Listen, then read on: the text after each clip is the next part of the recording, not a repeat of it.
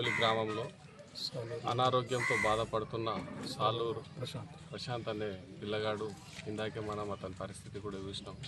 దారుణమైన పరిస్థితి ఉంది. పాపం పెద్ద పేగుకి ఏదో ఇన్ఫెక్షన్ అయినట్టుంది.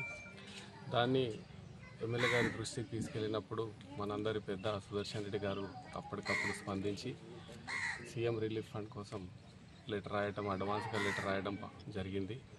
దానికి గాను ఈరోజు ఎన్ఓసి రూపాన 4 లక్షల రూపాయలైన కావాల్సిన ట్రీట్మెంట్ కొరకు మన ప్రజాప్రభుత్వం రేవంత్ రెడ్డి గారి ఆధ్వర్యంలో కాంగ్రెస్ పాలనలో జరుగుతున్న తెలంగాణ రాష్ట్రంలో ఏ పేదవాడు కూడా పైసలు లేకుండా అనారోగ్యంతో బాధపడద్దన్న ఉద్దేశంతో అప్పటికప్పుడు మా మండల తాడుగులోలి గ్రామస్తుడైన పిల్లోడికి సీఎం సహాయ నిధి నుండి 4 లక్షల రూపాయలు వారి ట్రీట్మెంట్ కొరకు రావడం నిజంగానే వారికి మేము అందరం కృతజ్ఞతలు తెలుపుతున్నాం.